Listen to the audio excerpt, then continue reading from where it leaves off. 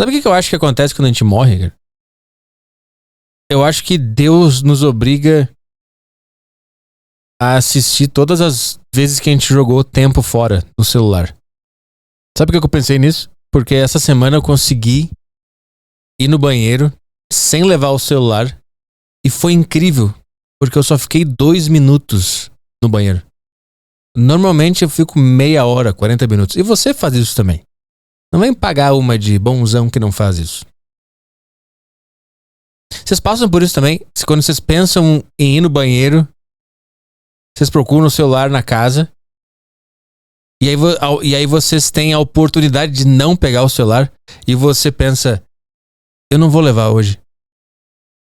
E algo mais forte que você fala, pega lá, vamos ficar vendo umas coisinhas maneiras.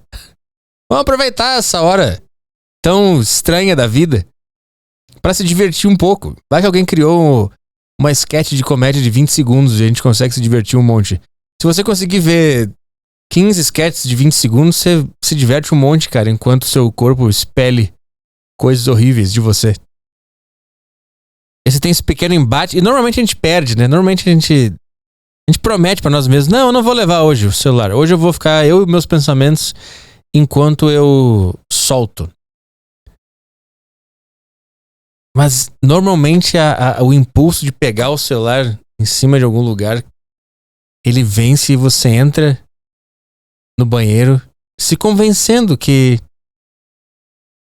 é só hoje, é só pra eu me divertir vendo algumas coisas. Vai que tem alguma coisa muito legal. E essa semana eu consegui ganhar desse impulso, cara. Eu não peguei o celular. Eu fui no banheiro, eu fiquei só 2 minutos no banheiro. E foi aí que eu comecei a pensar sobre isso. Imagina se quando você morre, Deus te obriga a assistir um compilado de todas as vezes que você ficou no celular depois de ter soltado o barro. E desce um telão, e desce um relógio, e você é obrigado a assistir os 4 anos que você jogou fora. No celular, sentado na privada. Porque também, sabe o que eu acho que ele vai fazer isso? Porque eu acho que quando a gente morre é quando a gente valoriza a vida. De verdade. Mesmo que você seja feliz hoje. Mesmo que você goste muito de viver a vida hoje, tá? Mesmo que você agradeça tudo e ache tudo incrível e já seja grato pela vida. Eu acho que quando a gente morre, a gente ainda sente um certo arrependimento de puta, podia ter vivido mais. E é nessa hora que Deus vai olhar. Ah, é? Você acha que você podia ter vivido mais? Você queria ter aproveitado mais? Ah, é? Então olha isso aqui. Aí ele te mostra um compilado dos 4 anos que você jogou fora no celular depois de cagar. E aí eu acho que você até pode discutir um pouco com ele, porque ele fez um sistema meio esquisito que você tem que comer todos os dias e depois expelir uma coisa nojenta e desagradável todos os dias, né? Todos os dias, cara. Se fosse uma vez por mês, tá bom. Agora, você fez isso e você fez o meu cérebro ser altamente viciável em dopamina barata. E aí você me obriga a assistir todas as vezes que o seu sistema funcionou perfeitamente. E aí você responde, cara, você que fez o meu cérebro ser viciado em dopamina barata. E agora você esfrega na minha cara os resultados da sua própria obra. É isso que você está fazendo, Deus. Eu acho que eu ia discutir com Deus, cara. Quando eu morrer, eu vou discutir muito com Deus. E sabe o que vai acontecer? Quando eu confrontar ele com o cérebro que ele criou, que é viciado em dopamina barata, ele vai falar que eu tinha o livre-arbítrio. E aí eu vou falar, cara, mas por que você não fez o nosso cérebro ser viciado em livre-arbítrio? Por que você fez o nosso cérebro ser viciado em dopamina barata e não em livre-arbítrio? Imagina todo mundo viciado em fazer as melhores escolhas hoje em dia. Cara, você imagina um mundo onde todo mundo é viciado em fazer as melhores escolhas. Que esse que é o problema do vício. É sempre vício é sempre vício em péssimas escolhas. Nunca é vício em coisas incríveis. Mas quem criou o sistema que se vicia em péssimas escolhas? Deus! Deus fez. Aí ele vem falar, eu criei o livre-arbítrio também. É. Mas você não me fez viciado em livre-arbítrio. Então, o que adianta você criar o livre-arbítrio se ele não é tão saboroso quanto a dopamina barata? Essa é a minha pergunta, Deus. Essa é a minha pergunta, Deus. Você mesmo fez os reels do Instagram serem mais interessantes do que o livre-arbítrio, cara. E aí eu acho que ele ia falar, tava na Bíblia, cara, a explicação dessa tua pergunta. Aí eu ia perder as estribeiras. A Bíblia, aquele livro que você mesmo escreveu e que ninguém entende nada. E até hoje a gente briga porque ninguém consegue interpretar uma passagem e concordar com a interpretação dessa passagem. Esse livro você tá falando? Então assim, cara, o que você quer, Deus? Aí ele te manda pro inferno porque você desrespeitou ele. Porque tem esse negócio, né? Se você desrespeitar Deus nessa vida e não seguir Jesus nessa vida, você vai pro inferno, né?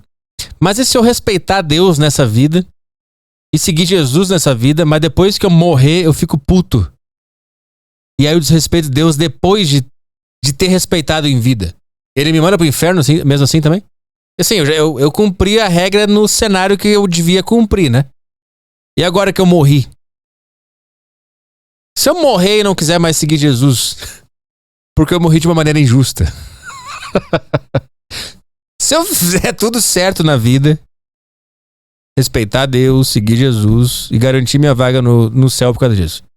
Aí eu morro porque um outro cara não respeitou as regras de Deus e Jesus, bebeu, traiu a esposa, tava na BR-105 e bateu no meu carro. No carro do cara que respeitou todas as regras. Eu morro, ele não morre. Ele não morre e ele tem um plano de saúde, ele vai para o melhor hospital da região e as prostitutas que gostam dele vão visitar ele. A amante visita ele no hospital. E não só a amante, mas a esposa oficial visita esse cara no hospital e elas brigam no hospital. Elas fazem um barraco no hospital, porque uma descobre da outra no hospital. Enquanto isso, eu nunca traí minha esposa, eu trabalhei direitinho, eu segui Jesus, eu segui os ensinamentos de Deus e eu morri por causa desse cara. Aí eu vou pro céu, porque eu garanti minha vaga. Tudo bem. Eu posso chegar no céu e falar, Deus, que história é essa, cara? Eu posso confrontar ele depois que eu já ganhei? É tipo se eu pudesse ganhar a Olimpíada do Faustão e confrontar o Faustão depois da Olimpíada. E perguntar pra ele, cara, eu precisava ter jogado aquela bola tão forte na minha orelha? É mais ou menos assim. Mas eu acho que ele te manda. Eu acho que eu ia começar a discutir com ele sobre por que ele fez o cérebro viciado em dopamina, por que ele fez a Bíblia tão complicada e ninguém consegue entender nada e fica brigando aqui embaixo, porque cada passagem tem 80 interpretações. Até hoje os caras não sabem se é pra ser gay ou não. Até hoje os caras não sabem se pode ou não ser gay. Até hoje ninguém sabe se pode ou não. Aí tem os caras que falam, não, tá aqui na passagem, não pode. Tem outros caras que falam, você é burro, cara. Essa passagem na verdade tá dizendo que não sei o que, não sei o que, não sei o que. Aí o cara fala, não, na verdade é porque a tradução tá errada.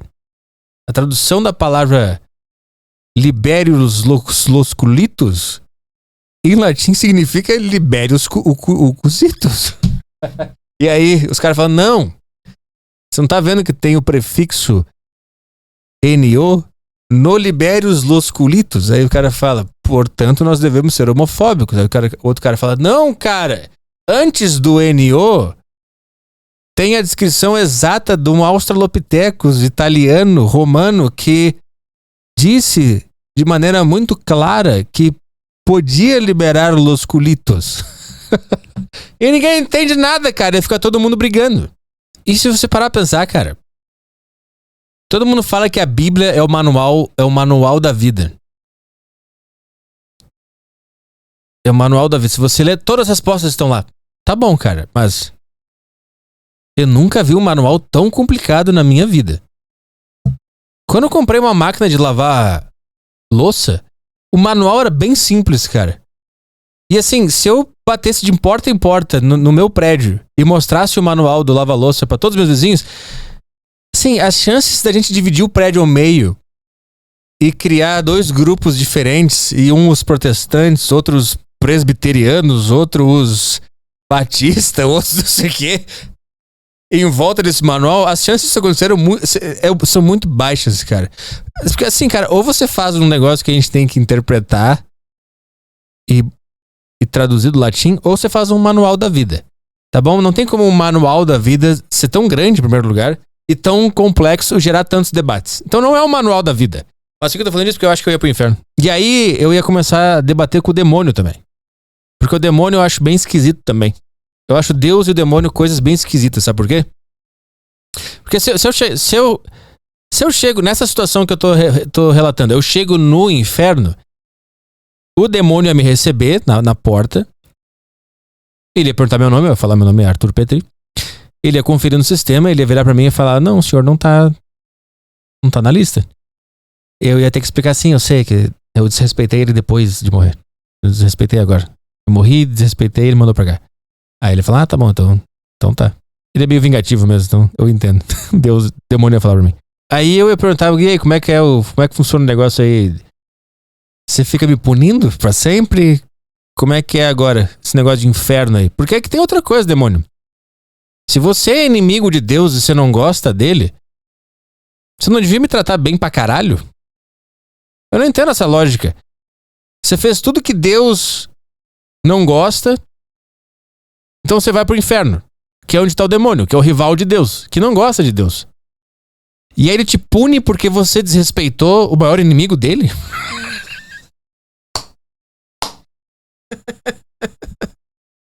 Quê?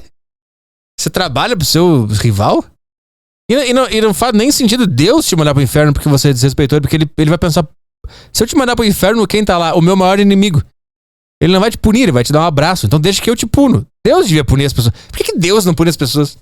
Por que ele manda pro inferno? E aí eu tenho que ser estuprado pelo capeta, pela eternidade. Me estupra você, Deus. Você que não gostou das coisas que eu fiz. O diabo, aparentemente, ele tava de acordo com tudo que eu fiz. Porque você não tava. E você me mandou pro inferno. Ele é teu... Você é o capanga de Deus, então, demônio. É isso? Você é o capanga de Deus? Você trabalha... Você já pensou nisso, demônio? Você já pensou que você tá trabalhando pro seu maior inimigo, cara? Já pensou? Aí eu revoluciono o inferno. Ele fala, cara, nunca tinha pensado nisso, cara. É verdade.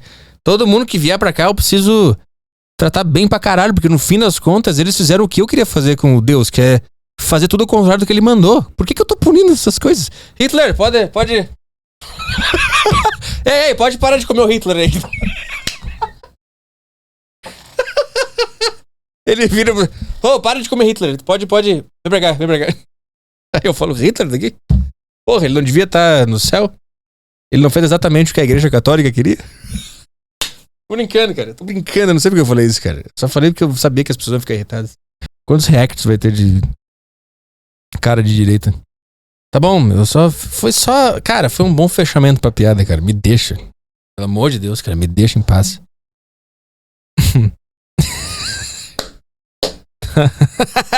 Eu acho que é isso, cara. E é isso aí, cara. Eu ia revolucionar o inferno. Porque assim, você se decide aí, Deus. Ou eu fiz tudo o que você queria, e aí eu fico com você, ou eu não fiz e você mesmo me pune. Aí você me manda lá pro cara que não gosta de você também, porque o diabo não tá lá embaixo porque ele também desrespeitou suas coisas. Então ele devia estar se dando soco na cara. Você chega no inferno e tá o diabo dando soco na cara dele mesmo. E que houve, diabo? É, porque eu desrespeitei Deus a minha vida inteira e ele me mandou pro inferno. E como só não tinha ninguém aqui antes de mim, eu tô me batendo. Para, cara. Você desrespeitou o cara. Ele te deu, sei lá, te deu esse negócio enorme aqui. Deixa eu dar uma dica, cara. Todo mundo que chegar aqui também desrespeitou ele. Então ele é seu amigo, tá? Não precisa comer a pessoa eternamente, não precisa destruir ela. Não precisa bater nela eternamente. Trata ela super bem. Será que no fim o inferno é o melhor lugar? Não porque é o melhor lugar, mas porque por causa da lógica do negócio.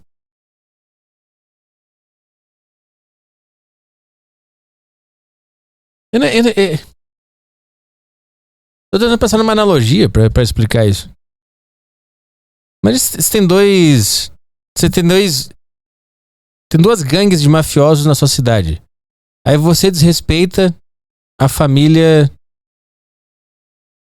Sei lá, a família... Consigo achar sobrenomes italianos.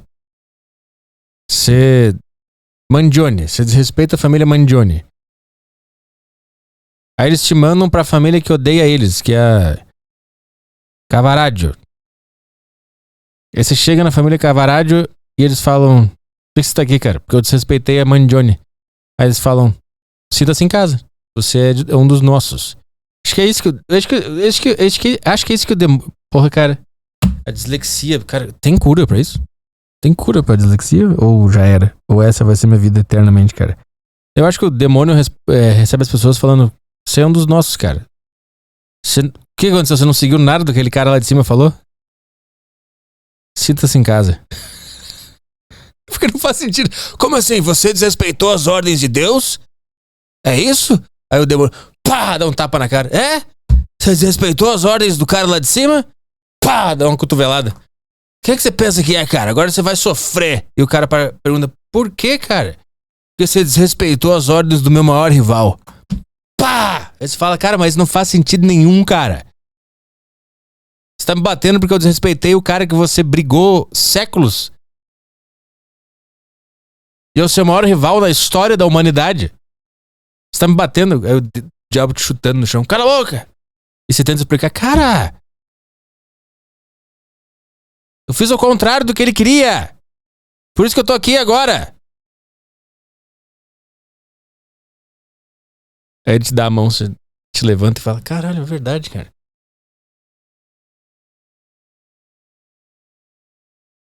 Eu acho que é isso, cara. Foi isso que eu pensei. Porque essa semana, porque eu não levei o celular pra cagar. Ai, como é legal viver, cara. Como é legal viver, cara.